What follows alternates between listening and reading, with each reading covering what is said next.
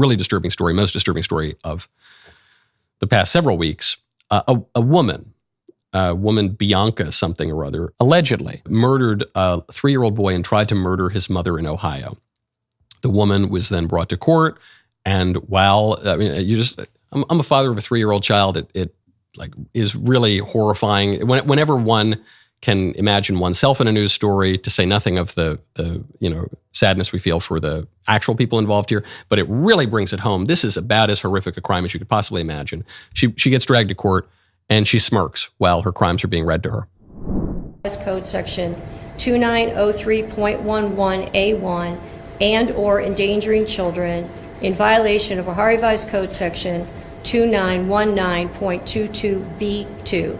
Count 4 alleges that on or about June 3rd, 2024, the defendant did knowingly cause serious physical harm. She turns to the camera, raises her eyebrow, and smirks in a way that looks... Date of birth 10/29/2020. Demonic. My name is Jared Wood, father of the deceased, husband of Margot. Your Honor, that day, 1 week ago, she took everything from us. There's nothing that could ever replace my son, or anything that my wife and I, even our other kids, are going through. It's horrendous. Bond is set at $5 million, cash, surety, or property. GPS, no contact with any surviving victim or victim's family. Okay, now, so your heart just breaks for this father. The woman who allegedly, I guess I have to say allegedly, murdered this boy, she stops smirking when she finds out that her bail is set at $5 million. The story deepens, though. She called police in February, and she said she murdered someone in California and wanted to kill and eat their flesh.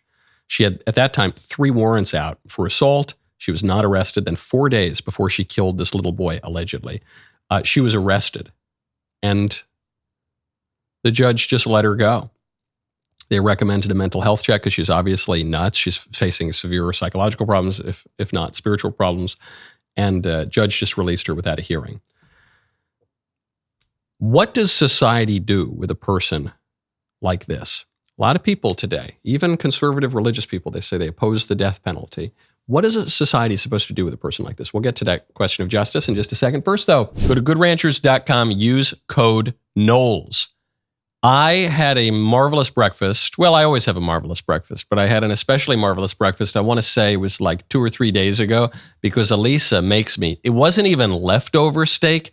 It was just brand new juicy steak from Good Ranchers with my eggs.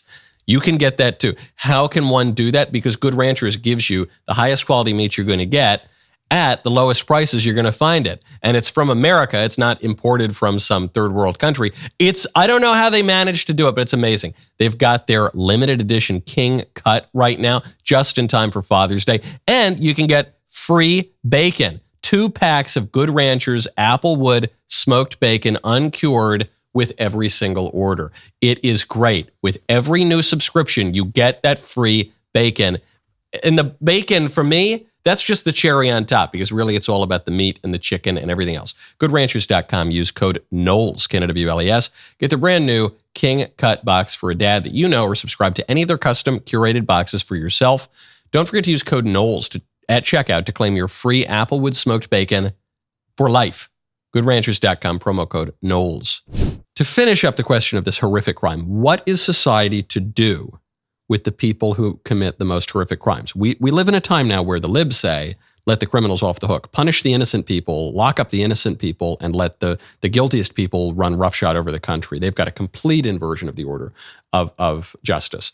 But the conservatives, too, very often go squishy on this. And they say, oh, no, we oppose the death penalty. We oppose harsh punishments. We know, really. So let's turn to someone who knows what he's talking about. That would be St. Thomas Aquinas, who is right. You know, you want to know anything. You want to know what to eat for breakfast on Tuesday. Just open up Thomas Aquinas. He's going to have an answer for you.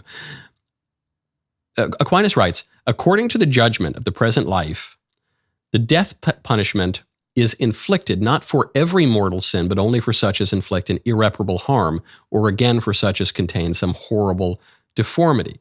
Aquinas is writing that it is permissible to kill a criminal if this is necessary for the welfare of the whole community. So Now, some people argue, even Catholics will say that the death penalty is not acceptable. But of course, St. Paul defends the death penalty. The great doctors of the church have defended the death penalty consistently for 2,000 years. In fact, popes who are beatified have carried out the death penalty. So, obviously there's a place for the death penalty.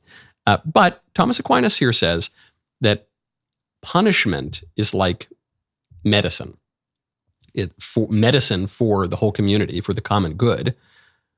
Medicine, one hopes, in some way to give some consolation to the victims, and medicine for the perpetrators. This woman, it would seem, if this woman will not be held in prison forever,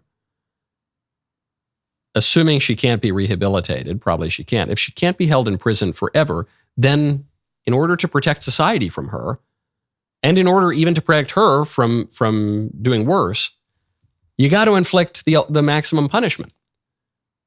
That's otherwise, and there's always going to be imperfections in the justice system because this is a fallen world.